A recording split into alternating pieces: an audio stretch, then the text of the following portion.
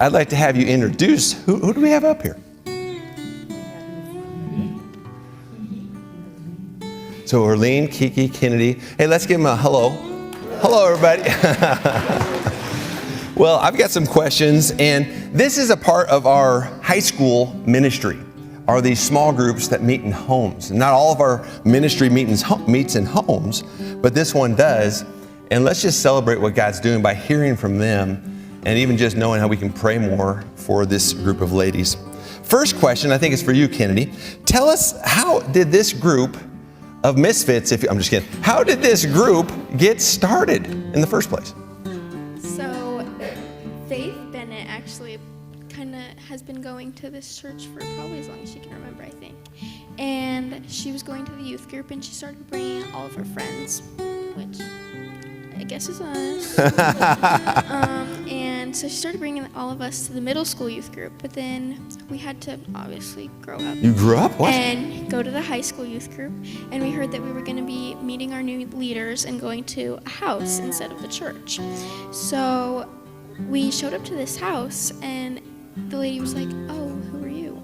We were at the wrong house. Yeah, it wasn't the right house. We'll get that address next time. Yeah, it was the wrong address, but she was part of the church. So we came into the house, and Kim and Arlene met us there, and we kind of just all got used to each other. But then the next week, it was a regular week, and we all met at Arlene's house and had amazing food. Arlene makes the best food. If you ever need like a really good home-cooked meal, ask Arlene. Her dumplings, yeah. I'm telling you, we eat like pigs at her house. We meet there every Wednesday, or at Kim's house sometimes, because now she lives in North Platte, and we just have so much fun together. That's great. Thank you, Kennedy. Next question. How are you fostering a sense of community and belonging within the group? That's important if you're a young person or an old person. But how are you fostering that sense of community and belonging in your group? So everyone kind of just brings their friends that they think need a little bit of God in their life and are going through some hard things, and that's how our group has kind of grown over the years. And within our group, we always have somewhere to go. We know that we have these amazing leaders who we can always talk to, who we can always go to their house if we ever need it. And we always know that we have an amazing group of girls around us who we can talk to about our struggles, who will understand because they're also going through the same things. They're also teenagers with us. And it's just amazing because before God, I was not who I am now. I was down in the dumps all the time. And now that Faith and Kiki and all my other friends brought me to God, I'm a brand new person. And Kim and Arlene have changed me for the better, and I know that I always have them with me. So. That's awesome to hear. Thank you for sharing that. Yeah. Next question. What are some specific topics or areas of interest that the group is particularly passionate about? And I'm sure there's all kinds of crazy topics and hilarious things you're talking about, and probably some serious ones too. But just what are some of those areas of interest that the group is particularly passionate about? So one of the main topics we talk about within our group are the daily struggles of teen girls and how we can get through them with God. Amen. That's awesome. Does anybody else want to add to that? That was a really good answer. Does anybody else want to add to sort of, hey, here's what we kind of find ourselves talking about week to week? You guys, we never know what's going to happen. Sometimes we'll sit down at the meal and the girls go, we're not even talking about a lesson. We just need to share what's going on in our lives. And I think just being present and to make my house available, I asked for God to use my house when Carl and I bought it. And that sometimes we just need to say yes, you guys. We don't want to say no. You just say yes and not even know what you're going to get involved in. Because it's emotional. The love I have for these girls is amazing. So. Amen. Amen. And on that note, and anybody can answer this question too. What would you tell others? Oh, this gave you the mic. I like that, Kim. What would you tell others about the reward and blessing of leading, or even just being a part of a small group of teenagers with our high school ministry? You know, I think the blessing is just them knowing it's a safe place to come, whether it's at Arlene's or my house. They just know they can come and share, and that it stays there, you know, in confidence, and that we can pray for each other.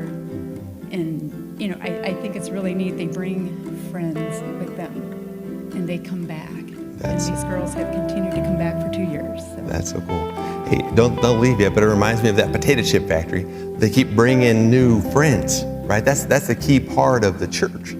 And I was at the group maybe a month ago, because I know that your friend got baptized. Who got baptized about 3 weeks ago? Kaylee. Yeah, Kaylee got baptized, and you guys were all here cheering her on.